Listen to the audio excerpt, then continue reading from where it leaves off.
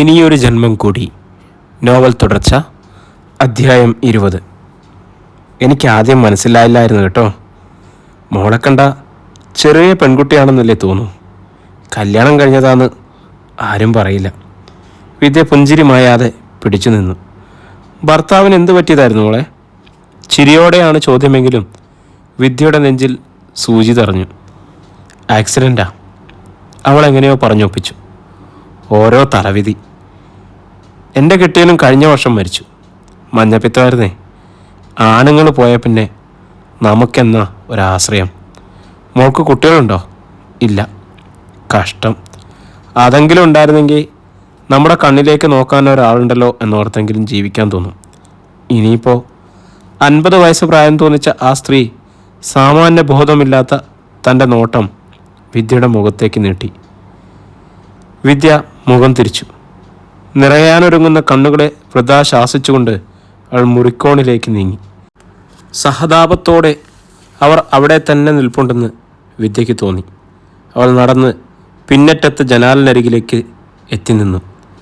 ജനൽച്ചിലിനകത്തുകൂടി താഴ്വാരകളിലെ പച്ചപ്പ് അവൾ മഴക്കാഴ്ച പോലെ നോക്കിക്കണ്ടു. ആളുകൾ ശ്രദ്ധിക്കാത്ത വിധത്തിൽ സാരിത്തുമ്പ് വലിച്ചുയർത്തി അവൾ കണ്ണുകളൊപ്പി. പിന്നെയും പലയിടത്തും നിന്നു വിദ്യയ്ക്ക് ചോദ്യങ്ങൾ നേരിടേണ്ടി വന്നു. ആൾക്കൂട്ടം ഒരു ഭീമൻ കഴുകനാണെന്ന് അവൾക്ക് തോന്നി. സഹതാപത്തിൻ്റെ കണ്ണുകൾ മിഴിച്ച് ചോദ്യങ്ങളുടെ നീണ്ടുവളഞ്ഞ കൊക്കു നീട്ടി കൊത്തി വലിക്കാൻ തക്കം പാർത്ത് അവൻ മരക്കൊമ്പിലിരിക്കുകയാണ്. ഹൃദയത്തിൻ്റെ പിടയല്ല അവൻ കാണുന്നില്ല. ഒഴുകുന്ന രക്തം കാണുന്നില്ല. വേദന വേദന മാത്രം രുചിച്ച് വിദ്യ പെരുവന്താനത്തെ ബന്ധുവീട്ടിൽ നിന്നും തിരിച്ചു പോന്നു. നിനക്കെന്താപ്പോളെ ഭയങ്കര മൂഡ് ഓഫ്? അവിടുത്തെ വീട് നിനക്ക് ഇഷ്ടപ്പെട്ടില്ലേ? മുണ്ടക്കയത്ത് തിരിച്ചെത്തിയപ്പോൾ ആരും കേൾക്കാതെ വിമല മകളോട് തിരക്കി. എൻ്റെ ഇഷ്ടവും ഇഷ്ടക്കേട് എന്തിനാ അമ്മയെ നോക്കുന്നത്? വിനുവല്ലേ കല്യാണം കഴിക്കേണ്ടത്? അവൻ്റെ താല്പര്യം മാത്രം പരിഗണിച്ചാൽ മതി. അതാണോടി ശരി? നമ്മൾ അന്യരാണോ? അങ്ങനെ വിചാരിച്ചാണോ നീ ഈ ചടങ്ങിൽ പങ്കെടുക്കാൻ വന്നത്? എനിക്കൊരു ഇഷ്ടക്കേടുമില്ല, മതിയോ? അതിന് നീ എന്തിനാ എന്നോട് ദേഷ്യം കാണിക്കുന്നത്? എത്ര തവണ ഞാൻ പറഞ്ഞതാ അമ്മേ വരുന്നില്ല എന്ന്. താലിച്ചരട് പൊട്ടിപ്പോയവൾ നല്ല ചടങ്ങുകൾ നടക്കുന്നിടത്ത് അപശകുനമാണെന്ന് വിചാരിച്ചെങ്കിലും ഒഴിവാക്കിക്കൂടായിരുന്നു. വിദ്യയുടെ ശബ്ദം ഇടറുകയും കണ്ണുകൾ നിറയുകയും ചെയ്തു. വിമല അമ്പരന്ന് പോയി. മോളെ എന്തു പറ്റിയിടി? അവൾ വേഗം വിദ്യയെ ചേർത്ത് പിടിച്ചു. വിദ്യ ഒന്നും ഊരിയാടാനില്ലാത്തവളെ പോലെ വീർപ്പടക്കി വിമലയോട് ചേർന്ന് നിന്നു. അവളുടെ മനസ്സിനെ വല്ലാതെ വിഷമിപ്പിച്ച എന്തോ സംഭവിച്ചിട്ടുണ്ടെന്ന് വിമലയ്ക്ക് മനസ്സിലായി. അവർ ആശ്വസിപ്പിക്കുന്ന മട്ടിൽ മകളുടെ ചുമലിൽ തഴുകിക്കൊണ്ടിരുന്നു. അന്നു രാത്രി ഭക്ഷണം കഴിക്കാൻ വിമല ചെന്ന് വിളിച്ചിട്ടും വിദ്യ ഇറങ്ങിച്ചെന്നില്ല. അവൾക്കെന്തോ ഒരു വിഷമം ഉള്ളിൽ കയറിയിട്ടുണ്ട്. പെരുവന്താനത്ത് പോയി വന്നേ പിന്നെ വലിയ മ്ലാനതയും ആലോചനയുമാണ്. വിമല കിടപ്പറയിൽ വെച്ച് ചന്ദ്രശേഖരനോട് പറഞ്ഞു. ആ വീടും വീട്ടുകാരും ഒന്നും ഇഷ്ടപ്പെട്ടു കാണൂല. വിനുവിന് എത്രയോ വലിയ വീട്ടിൽ നിന്ന് നല്ല ബന്ധങ്ങൾ കിട്ടേണ്ടതാ വിമലെ. ആകെയുള്ളൊരു കൂടപ്പിറപ്പല്ലേ, അവൾക്കിത് ഇഷ്ടപ്പെട്ടു കാണില്ല. ഏയ്, പണവും പദവിയും വീടിൻ്റെ വലിപ്പമൊന്നും അവൾക്ക് വലിയ പ്രാധാന്യമുള്ള സംഗതിയൊന്നുമല്ല. അവിടെ ചെന്നിറങ്ങുമ്പോഴും സുനിതയുമായി സംസാരിക്കുമ്പോഴും ഒക്കെ വലിയ സന്തോഷമായിരുന്നേ. ഇത് വേറെന്തോ പ്രശ്നമാണ്. വേറെ എന്ത് പ്രശ്നം ഉണ്ടാകാനാ? കാര്യം താൻ പറഞ്ഞത് തന്നെയാ. നീ വെറുതെ ഓരോന്ന് സങ്കല്പിച്ച് കൂട്ടാണ്ട് കിടന്നുറങ്ങാൻ നോക്ക്. ചന്ദ്രശേഖരൻ മറുവശത്തേക്ക് തിരിഞ്ഞു കിടന്ന് ലൈറ്റ് അണച്ചു. രാവിലെ വിദ്യ മനുപ്രസാദിനെ ഫോണിൽ വിളിച്ചു. മനുവേട്ടൻ എവിടേക്കെങ്കിലും പോകണുണ്ടോ? ഇല്ല. എന്താ മോളെ, നിനക്ക് എവിടെയെങ്കിലും പോകാനുണ്ടോ? ഞാൻ വരാം. വേണ്ട, മനുവേട്ടൻ അവിടെ ഉണ്ടായാൽ മതി. എനിക്കൊന്ന് കാണണം. വിദ്യ ഫോൺ വെച്ചിട്ട് വിമലയോട് സമ്മതം വാങ്ങി കൂട്ടിക്കലിലേക്ക് പോകാനായി തയ്യാറെടുത്തു. 11 മണിയായപ്പോൾ വിദ്യ രാഹുലിൻ്റെ കാർ ഡ്രൈവ് ചെയ്ത് കൂട്ടിക്കലെ വീട്ടിലെത്തി. ഇന്ദുമതി ഇലയട ഉണ്ടാക്കാനുള്ള തയ്യാറെടുപ്പിനിടയിൽ നിന്നും കാറിൻ്റെ ശബ്ദം കേട്ട് വന്ന് വാതിൽ തുറന്നു. വിദ്യയെ കണ്ടവർ പുഞ്ചിരി തൂകി. മനു പറഞ്ഞിരുന്നു മോള് വരുമെന്ന്. അവനെ വാഴയില എടുക്കാൻ ഞാൻ അപ്പുറത്തെ പറമ്പിലേക്ക് പറഞ്ഞു വിട്ടേക്കുക. ഇന്നെന്തായാലും ഇലയട കഴിച്ചിട്ട് പോയാൽ മതി. വിദ്യ ശോഭയില്ലാതെ പുഞ്ചിരിച്ചു.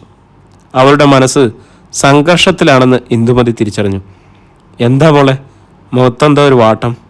ഒന്നുമില്ല. ഇന്ദുമതി അവളെയും കൂട്ടി അകത്തേക്ക് പോയി.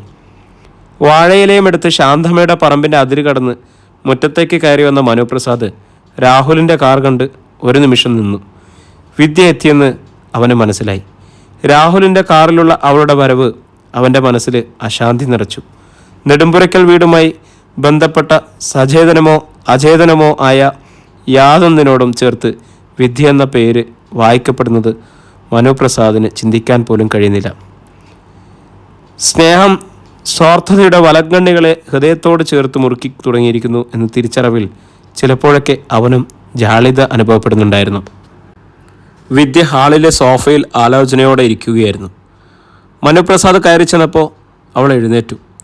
വിദ്യയുടെ ചുറ്റുമുള്ള വായുവിൽ നിന്നും നേർത്ത മുല്ലപ്പൂഗന്ധം മനുപ്രസാദിന് അനുഭവപ്പെട്ടു. അവൻ്റെ ഹൃദയം തുടിച്ചു. ഇന്ദുമതി ചായയുമായി അവിടേക്ക് വന്നതുകൊണ്ട് സംസാരം കുശലപ്രശ്നങ്ങളിൽ ഒതുങ്ങി. ഇന്ദുമതി വാഴയിലയും വാങ്ങി അടുക്കളയിലേക്ക് നീങ്ങിയപ്പോൾ വിദ്യ ചായക്കപ്പുമായി അവർക്കൊപ്പം കൂടി. തന്നിൽ നിന്നും വിദ്യ ഒഴിഞ്ഞു മാറുകയാണോ എന്ന് മനുപ്രസാദിന് സംശയം തോന്നി. തന്നെ കാണണമെന്ന് ആവശ്യപ്പെട്ടാണ് അവൾ വന്നിരിക്കുന്നത്. അതിലൊരു വിരോധാഭാസമുണ്ടെന്ന് അവൻ തിരിച്ചറിഞ്ഞു. ഒരുപക്ഷെ അനിഷ്ടകരമായ എന്തോ കാര്യമാണ് അവൾക്ക് പറയാനുള്ളതെന്ന് വന്നാൽ. ചിന്തകൾ അവിടെ എത്തിയപ്പോൾ മനുപ്രസാദിന് ഒരു ഉൾഭീതി അനുഭവപ്പെട്ടു. ഇലയുടെ ബന്ധപ്പോൾ ഇന്ദുമതി ആവിച്ചെമ്പിൽ നിന്നും ഒറ്റ പ്ലേറ്റിലേക്ക് എടുത്ത് വിദ്യയ്ക്ക് നീട്ടി. അവൾ ഉന്മേഷരഹിതമായ മുഖത്തോടെ അത് വാങ്ങി. വാഴയില വിടർത്തിയപ്പോൾ ശർക്കരയും തേങ്ങയും ജീരകത്തിൽ വെന്ത ആസ്വാദകരമായ ഗന്ധം. അവളൊരു കഷ്ണം അടർത്തി കഴിച്ചു. ഇന്ദു അമ്മയുടെ കൈപുണ്യത്തിന് കാലം ഇനിയും പരിക്കുകൾ ഏൽപ്പിച്ചിട്ടില്ല എന്ന് വിദ്യയ്ക്ക് മനസ്സിലായി. അവളൊരട മുഴുവൻ കഴിച്ചു തീർത്തു. ഇന്ദുമതി വേറൊരു പ്ലേറ്റിലേക്ക് ആവി മാറ്റിയ ഇലയട 2 എണ്ണം എടുത്തു വെച്ചു. മോളിത് മനുവിന് കൊണ്ടുപോയി കൊടുക്ക്. അവർക്കെന്തെങ്കിലും സംസാരിക്കണമെങ്കിൽ ആയിക്കോട്ടെ എന്ന് വിചാരിച്ചാണ് ഇന്ദുമതി അങ്ങനെ പറഞ്ഞത്. ഒന്ന് ശങ്കിച്ചിട്ട് വിദ്യ പ്ലേറ്റ് വാങ്ങി. മനുപ്രസാദ് മുറിയിലായിരുന്നു. കസേരയിലിരുന്ന് മേശപ്പുറത്തേക്ക് കൈമുട്ടൂന്നി ചുരുട്ടിയ മുഷ്ടിക്കുള്ളിൽ താടി താങ്ങിയിരുന്ന് എന്തോ ആലോചനകളിൽ മുഴുകിയിരിക്കെ വിദ്യയുടെ മനുവേട്ട എന്ന വിളികെട്ട് ഞെട്ടി തലയുയർത്തി. വിദ്യ മുറിയിലേക്ക് കടന്നു വന്ന് പ്ലേറ്റ് നീട്ടി. ഇന്ദുവമ്മ തന്നതാ. അവനൊന്ന് മന്ദഹസിക്കാൻ ശ്രമിച്ചുകൊണ്ട് അത് വാങ്ങി. പ്ലേറ്റ് മേശപ്പുറത്ത് വെച്ചിട്ട് മനുപ്രസാദ് വെറുതെ നോക്കിയിരുന്നു. കഴിക്കണില്ലേ? വിദ്യയുടെ തണുത്ത ചോദ്യം വന്നപ്പോൾ മനു വാഴയിലൂടെ മടക്കിയ അതിരുകളിലൂടെ വിരലോടിച്ച് വിടർത്താൻ ശ്രമിച്ചു. ഇടയ്ക്കവൻ തലയുയർത്തി വിദ്യയെ നോക്കി. എന്തിനാ കാണണമെന്ന് പറഞ്ഞത്? വിദ്യ ചുരിദാർ ഷാളിൻ്റെ അരികിലൂടെ തെരുപ്പിടിപ്പിച്ചു. ഒരു കാര്യം പറയാൻ. വിനുവിൻ്റെ കല്യാണം വരുമല്ലേ മനുവേട്ട? അതിന് താനാണോ ഇൻവിറ്റേഷൻ കമ്മിറ്റി ചെയർമാൻ? വിദ്യ മന്ദഹസിക്കാൻ ശ്രമിച്ചു. ക്ഷണിച്ചതല്ല, ഞാനല്ലല്ലോ അത് ചെയ്യേണ്ടത്. ആ കല്യാണ തിരക്കുകളൊക്കെ തുടങ്ങും മുമ്പ് ഞാൻ വീട്ടിൽ നിന്ന് മാറുക. മനുപ്രസാദിൻ്റെ മുഖത്ത് ഭാവമാറ്റമുണ്ടായി. അച്ഛൻ ഒരിക്കൽ എന്നോട് പറഞ്ഞതാ, വിനുവിൻ്റെ ജീവിതത്തിൽ ഞാനൊരു തടസ്സമാവരുതെന്ന്. അതിനാരെങ്കിലും ഇപ്പോൾ അങ്ങനെ സൂചിപ്പിച്ചോ? ഇല്ല. പക്ഷേ എല്ലാവരും വരുമ്പോൾ ഞാനൊരു ശല്യമാവും. മനുവേട്ട, വിവാഹം കഴിപ്പിച്ചയച്ച പെങ്ങള് വിനുവിനൊരു ബാധ്യതയാണെന്ന് മട്ടിലല്ലേ അവരും ചിന്തിക്കൂ. അതുപോലെ തന്നെ അവർക്കെല്ലാം എന്നോട് ചോദിക്കാനും നല്ല വിശേഷങ്ങളൊന്നും ഇല്ലല്ലോ. ഞാൻ അവിടുന്ന് മാറുന്നത് തന്നെയാണ് നല്ലത്. അമ്മാവനോട് സംസാരിച്ചോ? ഇല്ല. പഴയ പോലെ വഴക്കിട്ടിറങ്ങി പോകാൻ എനിക്ക് വയ്യ. എല്ലാവരുടെയും സമ്മതത്തോടെ താമസം മാറ്റണമെന്നാണ് എൻ്റെ ആഗ്രഹം. അച്ഛനെതിരെ പറഞ്ഞ മനുവേട്ടനും ഇന്ദു അമ്മയും കൂടി വേണം സംസാരിച്ച് സമ്മതിപ്പിക്കാൻ. നീ എങ്ങോട്ട് താമസം മാറ്റാനാണ് ഉദ്ദേശിക്കുന്നത്? ആ സ്വരം തൻ്റേതല്ലെന്ന് മനുപ്രസാദിന് തോന്നി. അന്യനായ ഒരുവൻ്റെ ശബ്ദം. നെടുമ്പുരക്കിലേക്ക് പോവാ ഞാൻ. ആശ്രമത്തിൽ നിന്ന് ശാരദാമ്മച്ചയും കൂട്ടണം. അകലെ നിന്നെങ്ങോ ആണ് വിദ്യ സംസാരിക്കുന്നതെന്ന് മനുവിന് തോന്നി. ഇപ്പോൾ പേടിക്കാനൊന്നുമില്ലല്ലോ, എല്ലാവരും എൻ്റെ കൂടെ ഉണ്ടല്ലോ. ശരിയാ. മനുപ്രസാദ് പുഞ്ചിരിക്കാൻ ശ്രമിച്ചു. ഞാൻ പോയിക്കോട്ടെ? വിളിച്ചോളാം. വിദ്യ യാത്ര ചോദിച്ചു. മനുപ്രസാദ് ശരിയെന്ന മട്ടിൽ ശിരസനക്കി. എന്തോ കൂടി പറയാൻ ബാക്കിയുണ്ടെന്ന മട്ടിൽ വിദ്യ ഒരു നിമിഷം നിന്നു. പിന്നെ വാതിൽ കടന്നുപോയി. അവളുടെ ചുരിദാറിൻ്റെ മഞ്ഞ നിറം പെടുന്നതിനെ കൺമുന്നിൽ ഒഴുകിയെത്തുന്നത് പോലെ മനുപ്രസാദിൻ്റെ കാഴ്ച മങ്ങി വന്നു. അവൻ കൈപ്പടമുയർത്തി കണ്ണുകൾ മറച്ചു. ഒരു മുല്ലപ്പൂ ഗന്ധം മാത്രം വിട്ടുപോകാൻ മടിച്ച് മുറിയിൽ തങ്ങി നിന്നു. അധ്യായം 33. എത്ര നേരം ആ ഇരിപ്പ് തുറന്നുവെന്ന് മനുപ്രസാദിന് അറിയില്ലായിരുന്നു. മനു! ഇന്ദുമതിയുടെ വിളിയൊച്ച കേട്ട് അവൻ മുഖം മറച്ചിരുന്ന കൈപ്പടം മാറ്റി തലയുയർത്തി നോക്കി. അമ്മ തന്നെ നോക്കി വാതിൽക്കൽ നിൽക്കുന്നു. വിദ്യ പോയി. നിന്നോട് യാത്ര പറഞ്ഞായിരുന്നോ? ഇന്ദു ചോദിച്ചു. ഇന്ദുമതി റൂമിലേക്ക് കയറി വന്നു. അവൾ തിരുവല്ലയിലെ വീട്ടിലേക്ക് താമസം മാറ്റാൻ പോവുകയാണെന്ന് പറഞ്ഞു. എന്നിട്ട് നീയൊന്നും പറഞ്ഞില്ലേ? മനുപ്രസാദ് അന്തസംഘർഷം അടക്കാൻ ശ്രമപ്പെട്ട് അമ്മയെ നോക്കി. ഞാനെന്ത് പറയാൻ? മറ്റുള്ളവരുടെ കാര്യങ്ങൾ അഭിപ്രായം പറയേണ്ട കാര്യം എനിക്കെന്താ? പോകണ്ടെന്ന് നീ എനിക്ക് പറയായിരുന്നില്ലേ? നീ തടഞ്ഞാൽ അവൾ പോവോടാ? ഇല്ലെന്നാ എൻ്റെ മനസ്സ് പറയുന്നത്. ഫലമായിട്ട് ആരെങ്കിലും പിടിച്ചു നിർത്താൻ നമുക്ക് പറ്റുമോ? പോകണമെന്നുള്ളവർ എപ്പോഴായാലും പോകും. തടയാൻ പിന്നാലെ ചെന്ന് സ്വന്തമാക്കാൻ ശ്രമിച്ചാൽ തോറ്റുപോകുകയുള്ളൂ. അതിനിയും അമ്മയ്ക്ക് മനസ്സിലായിട്ടില്ലേ? അന്യമനസ്കനായി മനുപ്രസാദ് പറയുന്നത് കേട്ട് ഇന്ദുമതി അവനെ സൂക്ഷിച്ചു നോക്കി. നിനക്ക് വിഷമമൊന്നുമില്ലേ? ആത്മപരിഹാസം കലർന്ന ഒരു പുഞ്ചിരി അവൻ്റെ മുഖത്ത് വിടർന്നു. മനു പതിയെ എഴുന്നേറ്റു. വിഷമിക്കാൻ ഞാനാരാ? എനിക്കെന്താ അവകാശം? ഒന്നുമില്ല. ഒരവകാശമില്ലേ? എല്ലാവരും കൂടെ കൊല്ലാറാക്കിയിട്ടിപ്പോൾ ഓടിച്ചെല്ലാൻ നീയല്ലായിരുന്നു ഉണ്ടായിരുന്നുള്ളൂ. ഇനിയും അവിടേക്ക് തന്നെ തിരിച്ചു പോകണ്ടെന്ന് പറയാൻ നിന്നോളം അധികാരം അവളുടെ അടുത്ത് വേറെ ആർക്കാ ഉള്ളത്? സ്നേഹവും അധികാരങ്ങളൊക്കെ മറ്റുള്ളവരുടെ അംഗീകാരം കൊണ്ടാണ് ജീവൻ വെക്കുന്നത്. ആ അംഗീകാരം എനിക്കുണ്ടായിരുന്നെങ്കിൽ പൊയ്ക്കോട്ടെ എന്ന് ഒരു അനുവാദമെങ്കിലും അവൾ ചോദിച്ചേനെ.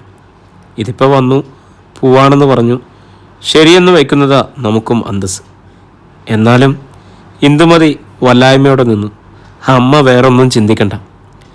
നമ്മൾ രണ്ടുപേരും മാത്രമായി ഇത്രനാളും ജീവിച്ചില്ലേ? ഇനി അതങ്ങനെ തന്നെ മതി. ഇന്ദുമതി ഒരു ദീർഘശ്വാസം വെച്ചു. പിന്നെ പിന്തിരിഞ്ഞ് പുറത്തേക്ക് പോയി. മനുപ്രസാദ് പതിയെ നടന്ന് ജനലിനരികിലെത്തി. തണുത്ത കമ്പിയഴികളിൽ അവൻ മുറുകെ പിടിച്ചു. വെയിൽ വീണ് കിടക്കുന്ന ശൂന്യമായ വഴിയറമ്പുകളിലേക്ക് നോക്കി നിൽക്കവേ ഉത്കടമായ ഒരു വിഷാദം അവനെ ഗ്രസിച്ചു. ജനൽ ചട്ടത്തിലേക്ക് നെറ്റിമുട്ടിച്ച് അവൻ കണ്ണടച്ചു നിന്നു. വീണ്ടും ഒരിക്കൽ കൂടി തനിച്ചായവൻ്റെ ഹൃദയബുദ്ധയോടെ. ഹോം അപ്ലയൻസസിൽ തിരക്കുള്ള ദിവസമായിരുന്നു. വിനോദും ചന്ദ്രശേഖരും 9:30 ആയപ്പോൾ വീട്ടിലെത്തി. വിമല അവർക്ക് അത്താഴം വിളമ്പി. ഇരുവരും ഭക്ഷണം കഴിച്ച് തീരാറായപ്പോഴാണ് വിദ്യ ഡൈനിങ് ഹാളിലേക്ക് വന്നത്. വിനോദ് എഴുന്നേറ്റ് വാഷ് ബേസിനരികിൽ പോയി കൈയഴുകി തൻ്റെ റൂമിലേക്ക് തിടുക്കപ്പെട്ടു പോകാനൊരുങ്ങി. ഇനി കുറച്ച് മണിക്കൂറുകൾ സുനിതയുമായുമുള്ള സല്ലാപത്തിനുള്ള സമയമാണ്. വിനു, നീ പോവല്ലേ? എനിക്കൊരു കാര്യം പറയാനുണ്ട്, വിദ്യ പറഞ്ഞു. വിനോദ് അക്ഷമയോടെ തിരിഞ്ഞു നോക്കി. എന്താ? പറഞ്ഞോ. ഇവിടെ വന്നിരിക്കി. എല്ലാവരോടും കൂടി പറയേണ്ട കാര്യമാണ്. വിദ്യ ഡൈനിങ് ടേബിളിനരികിലെ കസേര വലിച്ചിട്ടിരുന്നു. വിനോദ് മടിയോടെ വന്ന് കസേരയിലേക്കിരുന്നു. ഭക്ഷണം കഴിച്ചു തീർത്ത് വിമല കൊടുത്ത ടാബ്ലറ്റുകൾ വിഴുങ്ങി വെള്ളം കുടിക്കുകയായിരുന്ന ചന്ദ്രശേഖരൻ വിദ്യയെ നോക്കി. എന്താ മോളെ? വിദ്യ ഒന്ന് തയ്യാറെടുത്തിരുന്നു. അച്ഛാ, ഞാൻ തിരുവല്ലയിലേക്കൊന്ന് പോയാലോ എന്ന് ആലോചിക്കുക. അവിടെ ഷോപ്പും വീടുമൊക്കെ ഏതവസ്ഥയിലാണെന്ന് നമുക്കറിയില്ലല്ലോ. നീ തനിച്ചു പോകാനോ? ഞാനും കൂടെ വരാം. നമ്മുടെ ഷോപ്പിൽ തിരക്ക് കുറവുള്ള ഒരു ദിവസം നോക്കി പോകാം. വെറുതെ പോണ കാര്യമല്ല അച്ഛാ. ഞാൻ നെടുമ്പുരക്കിലേക്ക് താമസം മാറ്റുക. ചന്ദ്രശേഖരൻ്റെ മുഖത്ത് അമ്പരപ്പം നിറഞ്ഞു. അയാൾ വിമലയെയും വിനോദിനെയും നോക്കി.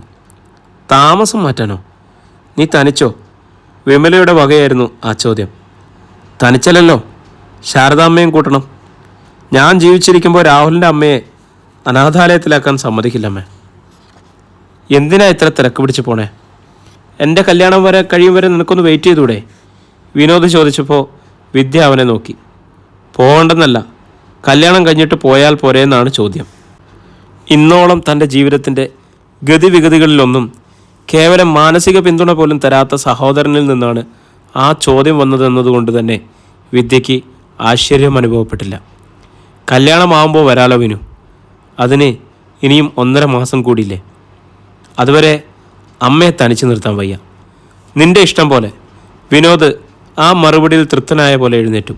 പിന്നെ തൻ്റെ മുറിയിലേക്ക് നീങ്ങി. അവൻ്റെ മൊബൈലിൻ്റെ ബെല്ലടി ഉയർന്നു തുടങ്ങിയിരുന്നു. ഒന്ന് പോയതിൻ്റെ അനുഭവം അറിയാലോ. ഇനിയും അങ്ങോട്ട് തന്നെ പോണോ മോളെ? നിങ്ങൾ 2 സ്ത്രീകൾ തനിച്ചവിടെ എങ്ങനെ താമസിക്കും? വിമല ആശങ്കയോടെ ചോദിച്ചു. ശാരദാസിലെ സെക്യൂരിറ്റീസ് ആരെങ്കിലും നൈറ്റ് ഡ്യൂട്ടിക്ക് വീട്ടിലേക്ക് വന്നോളൂ. ഇപ്പോൾ ശത്രുക്കളൊന്നും അങ്ങനെ പറയാനാരുമില്ലല്ലോ. തനിച്ചായി പോകുന്നവർക്ക് ജീവിക്കാൻ വഴി നോക്കണ്ടേ?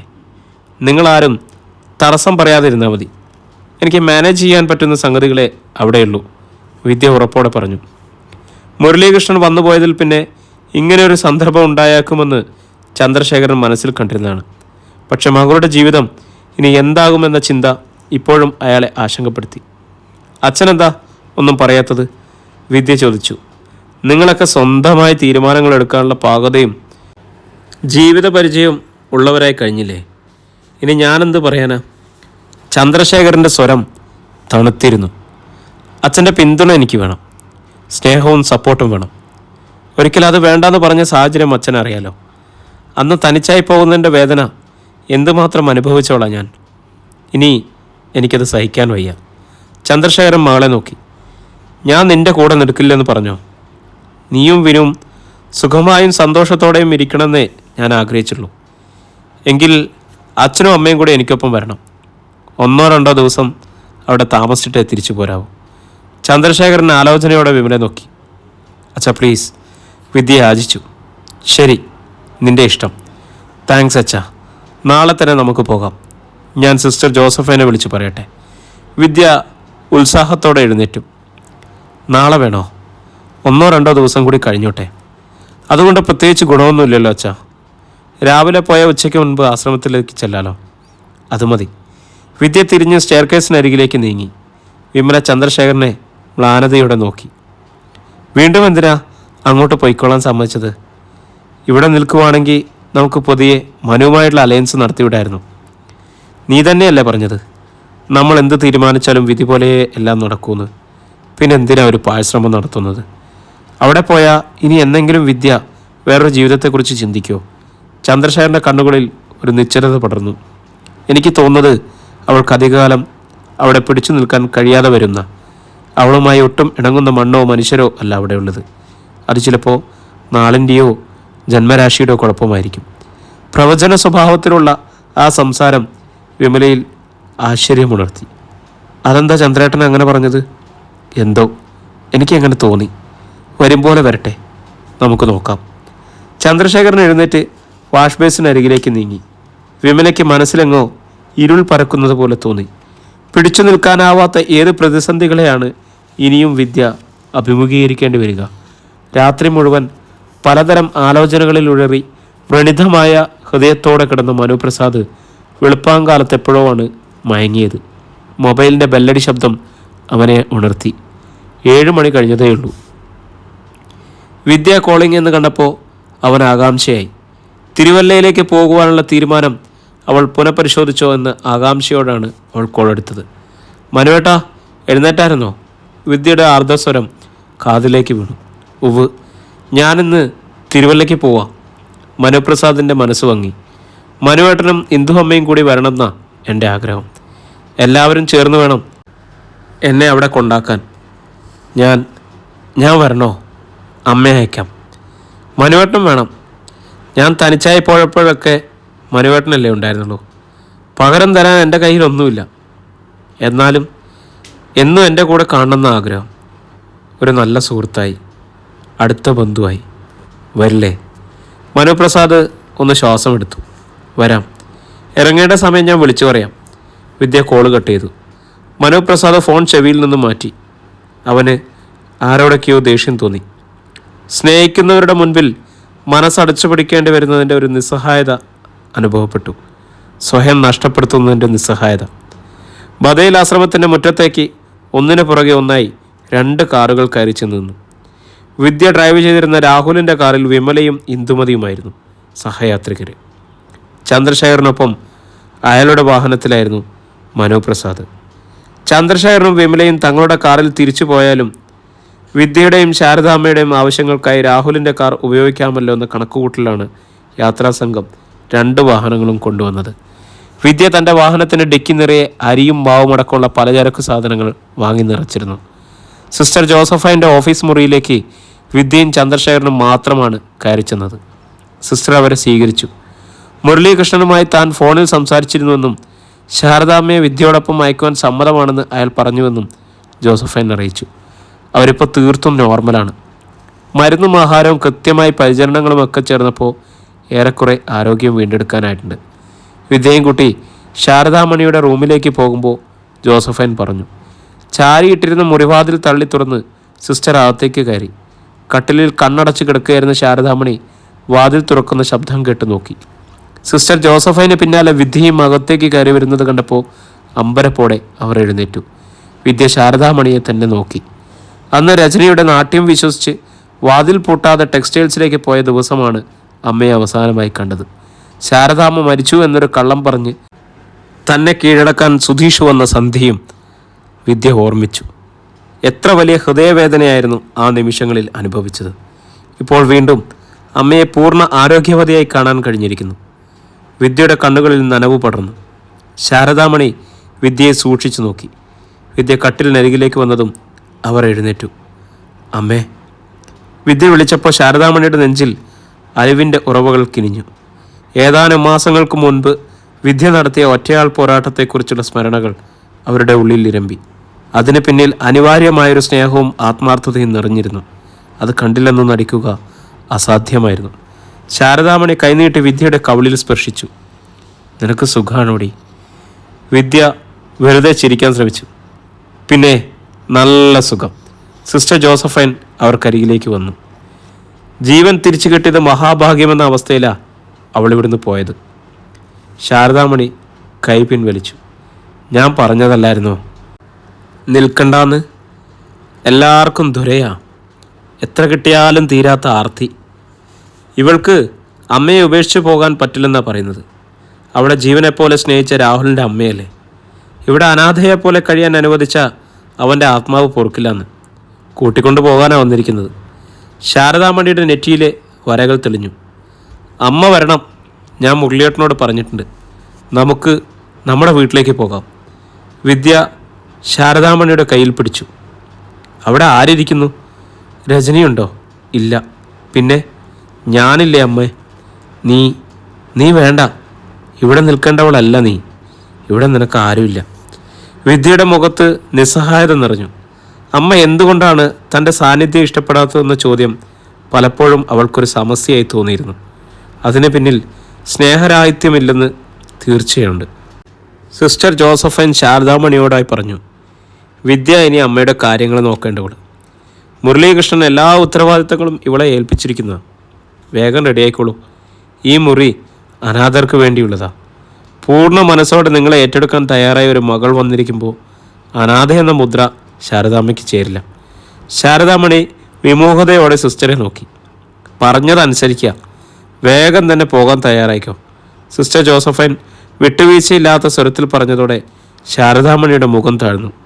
ശാരദാമണിയും വിദ്യയും തിരിച്ചു പോകാൻ തയ്യാറായി ഇറങ്ങി വരുമ്പോഴേക്കും വിദ്യ കൊണ്ടുവന്ന പലചരക്ക് സാധനങ്ങൾ ചന്ദ്രശേഖരൻ ആശ്രമത്തിലെ ജോലിക്കാരെ കൊണ്ട് ഇറക്കി വെപ്പിച്ചു കഴിഞ്ഞിരുന്നു.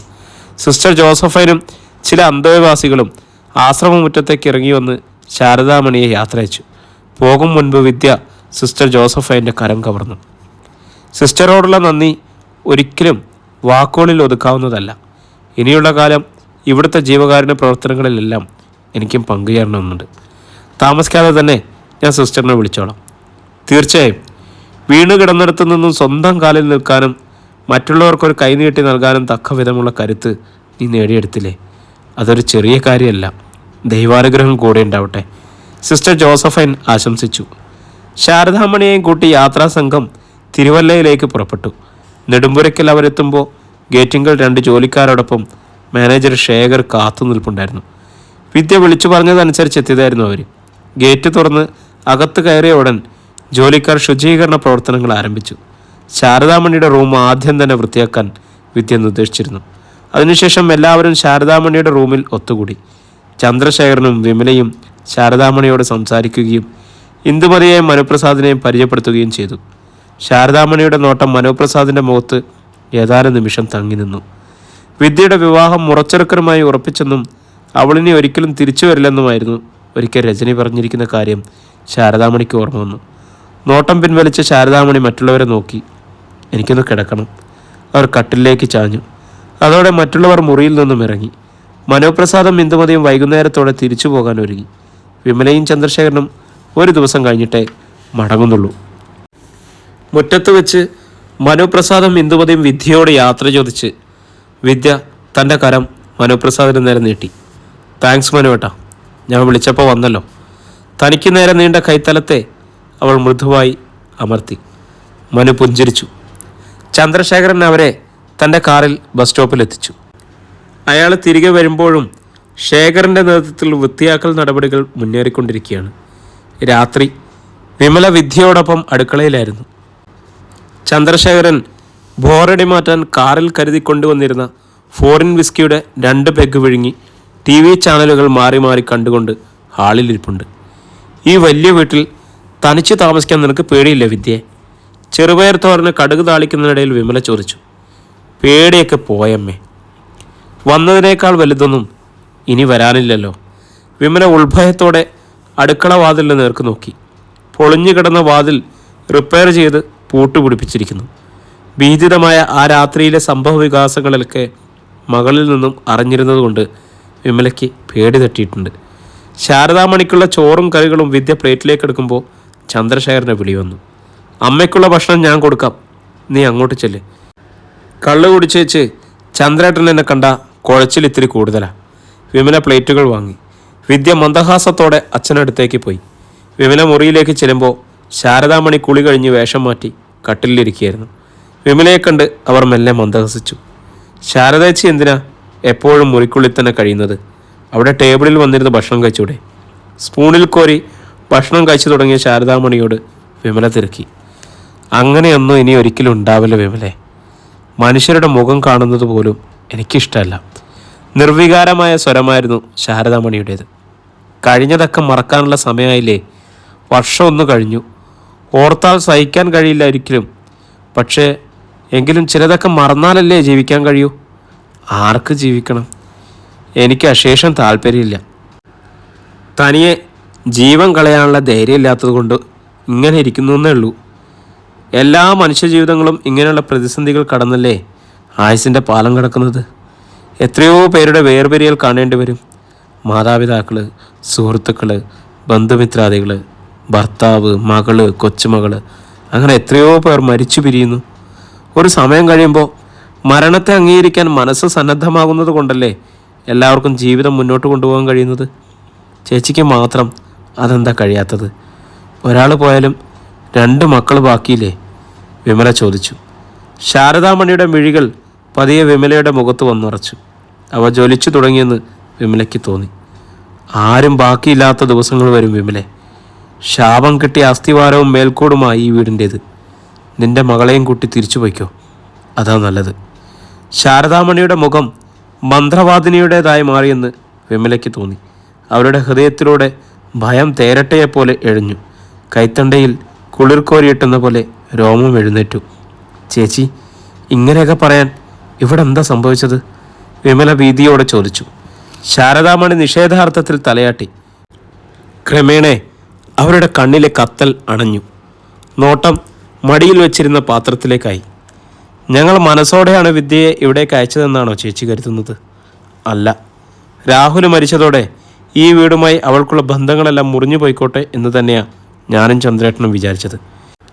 ജീവിതത്തിൽ ഒരു ദുരന്തം സംഭവിച്ചു പോയി. പക്ഷെ ചെറിയ പ്രായമല്ലേ, ജീവിതം എത്രയോ ബാക്കി കിടക്കുന്നു. ഇന്നിവിടെ വന്ന പയ്യനില്ലേ മനു, കുട്ടിക്കാലം മുതലേ അവനവളെ ഇഷ്ടമാണ്. ഇപ്പോഴും സ്വീകരിക്കാൻ തയ്യാറുമാണ്. അവനുമായി വിവാഹം നടത്താമെന്ന് വരെ തീരുമാനിച്ചിരുന്നതാ. വിമല പറഞ്ഞപ്പോൾ ശാരദാമണി മുഖമുയർത്തി. അതിൽ തെറ്റൊന്നുമില്ല, ഇനിയാണെങ്കിലും നടത്തിവിട്. ഞങ്ങൾ പറയാഞ്ഞിട്ടോ നിർബന്ധിക്കാഞ്ഞിട്ടോ അല്ല. വിദ്യയുടെ മനസ്സ് ശാന്തമാകുന്നില്ല. ഇപ്പോൾ എന്തിനാ രാഹുൽ അവളെ വിട്ടുപോയതെന്ന് അറിയണമെന്ന വാശി. ശാരദാമണിയുടെ മുഖം കുറുകി. വിമല അത് ശ്രദ്ധിച്ചില്ല. ചേച്ചി തന്നെ അവളെ പറഞ്ഞു തിരുത്തണം. ജീവിതകാലം മുഴുവൻ ഇവിടെ നിൽക്കാൻ അനുവദിക്കാതെ മടക്കി അയക്കണം. രാഹുൽ കാണിച്ച നീതികേടിനെ അങ്ങനെയൊരു പ്രായശ്ചിത്തമെങ്കിലും ശാരദേച്ചി ചെയ്യണം. ഇനി മറ്റാർക്കും അവളെ പിന്തിരിപ്പിക്കാൻ പറ്റില്ലെന്ന് തോന്നിയതുകൊണ്ടാണ് ഞാൻ ചേച്ചിയോട് പറയുന്നത്. വിമല പറഞ്ഞു നിർത്തി. ശാരദാമണിയിൽ നിന്നും മറുപടിയൊന്നും ഉണ്ടായില്ല. ഒരു പ്ലേറ്റ് വിമലയ്ക്ക് നേരെ നീട്ടി. മതി, വിശപ്പില്ല. വിമല പ്ലേറ്റുമെടുത്ത് പുറത്തേക്ക് നീങ്ങി. ശാരദാമണി ശൂന്യമായ നോട്ടത്തോടെ കട്ടിലിരുന്നു. രാവിലെ വിദ്യ കുളിച്ചൊരുങ്ങുന്നത് കണ്ട് വിമല ചോദിച്ചു. നീ എവിടെ പോവുക? എനിക്ക് ടെക്സ്റ്റൈൽസ് വരെ ഒന്ന് പോകണം. ഉച്ചയാകുമ്പോൾ വരാം. അവൾ മാനേജർ ശേഖറിനെ വിളിച്ചു. തന്നെ പുറത്താക്കിയ സംഭവങ്ങളൊക്കെ ശേഖർ തലേന്ന് തന്നെ വിവരിച്ചിരുന്നു. അതൊന്നും സാരമില്ല, ഇപ്പോൾ പൂർണ്ണാധികാരം എനിക്കാ. ശേഖരേട്ടൻ നാളെ മുതൽ പഴയ സ്ഥാനത്തേക്ക് മടങ്ങി വരണം.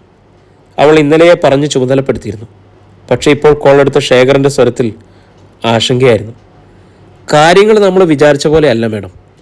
ഞാൻ രാവിലെ റിസപ്ഷനിസ്റ്റ് ശ്രുതിയെ വിളിച്ചിരുന്നു. ആ കുട്ടിയാണ് പറഞ്ഞത്. ശേഖർ ശ്രുതിയിൽ നിന്നറിഞ്ഞ വിവരങ്ങൾ പറഞ്ഞു. എല്ലാം ശ്രദ്ധയോടെ കേട്ട് കഴിഞ്ഞപ്പോൾ വിദ്യ പറഞ്ഞു, സാരമല്ലേ ശേഖരേട്ടാ, ആദ്യം നമുക്ക് തിരുവല്ല CI ഉമാദത്തൻ സാറിൻ്റെ അടുത്ത് വരെ പോകാം, എന്നിട്ട് ബാക്കി തീരുമാനിക്കാം. കോള് കട്ട് ചെയ്തിട്ട് വിദ്യ ചന്ദ്രശേഖരൻ്റെ അടുത്തേക്ക് ചെന്നു. അച്ഛാ, എൻ്റെ കൂടെ ഒന്ന് വരുമോ? പത്രപാരായണത്തിലായിരുന്ന ചന്ദ്രശേഖരൻ മകളെ നോക്കി. എങ്ങോട്ട്? ആദ്യം CI ഓഫീസിലേക്ക്, പിന്നെ ശാരദാസ് വസ്ത്രവിഹാറിലേക്ക്. ചന്ദ്രശേഖരന് ആശ്ചര്യമായി. വിദ്യയുടെ മുഖത്ത് പക്ഷെ ഒരു ദൃഢനിശ്ചയത്തിൻ്റെ കനൽപ്പൂ വിടർന്നിരുന്നു. ഇനിയും ഒരു യുദ്ധത്തിന് തയ്യാറാണെന്ന് വിളിച്ചറിയിക്കുന്ന ധൈര്യം അവളുടെ കണ്ണുകളിൽ അങ്ങനെ തെളിഞ്ഞു നിൽക്കുന്നു. പക്ഷേ ആരോട് എന്ന ചോദ്യം ചന്ദ്രശേഖരൻ്റെ ഉള്ളിൽ മുഴങ്ങി നിന്നു. പ്രിയമുള്ളവരെ, നമ്മുടെ നോവൽ ഇവിടെ തുടരുകയാണ്. ഇതിൻ്റെ അടുത്ത ഭാഗം നാളെ രാത്രി നമ്മൾ അപ്ലോഡ് ചെയ്യുന്നതായിരിക്കും. അപ്പം ഇതുവരെ ഫോളോ ചെയ്യാത്ത എല്ലാവരും നമ്മളെ ഒന്ന് ഫോളോ ചെയ്യുക. നിങ്ങളുടെ അഭിപ്രായങ്ങളും ഇഷ്ടങ്ങളും ഒക്കെ ഒന്ന് കമൻ്റായിട്ട് രേഖപ്പെടുത്തുക. അപ്പം നാളെ വീണ്ടും നമ്മളിതിൻ്റെ അടുത്ത പാട്ടുമായിട്ട് എത്തുന്നു. എല്ലാവർക്കും ശുഭദിനം.